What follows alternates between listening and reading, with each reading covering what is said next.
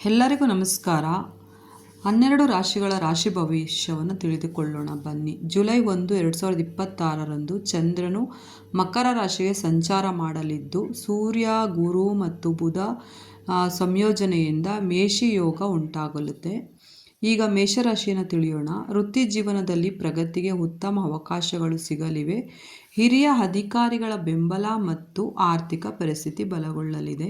ವೃಷಭ ರಾಶಿ, ಆರ್ಥಿಕವಾಗಿ ಅನುಕೂಲಕರ ದಿನ. ಅದೃಷ್ಟದ ಬೆಂಬಲದಿಂದ ಹಳೆಯ ಕೆಲಸಗಳಲ್ಲಿ ಜಯ ಹಾಗೂ ಆದಾಯ ವೃದ್ಧಿಯಾಗಲಿದೆ.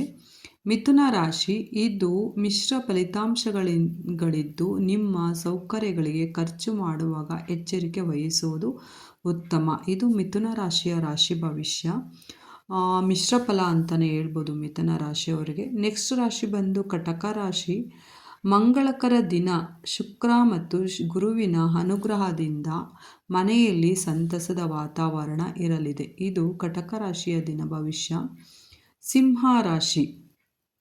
ಸಿಂಹ ರಾಶಿಯ ದಿನ ಭವಿಷ್ಯ ನೋಡುವುದಾದರೆ, ಹಣಕಾಸಿನ ವಿಷಯದಲ್ಲಿ ಜಾಗರೂಕರಾಗಿರಿ. ಯೋಜಿಸದ ವೆಚ್ಚಗಳು ಎದುರಾಗಬಹುದು. ಹಣಕಾಸಿನ ವಿಚಾರದಲ್ಲಿ ಜಾಗರೂಕರಾಗಿ. ಯೋಜಿಸದೇ ಇರುವಂತಹ ವೆಚ್ಚಗಳು ಅಧಿಕವಾಗಬಹುದು. ಕನ್ಯಾ ರಾಶಿ, ಹೊಸ ಯೋಜನೆಗಳನ್ನು ಆರಂಭಿಸಲು ಶುಭ ದಿನ. ಆದಾಯದಲ್ಲಿ ಹೆಚ್ಚಳ ಮತ್ತು ಅಪೂರ್ಣ ಆಸೆಗಳು ಈಡೇರಲಿವೆ. ಹೊಸ ಯೋಜನೆಗಳನ್ನು ಆರಂಭಿಸಲು ಶುಭ ದಿನ.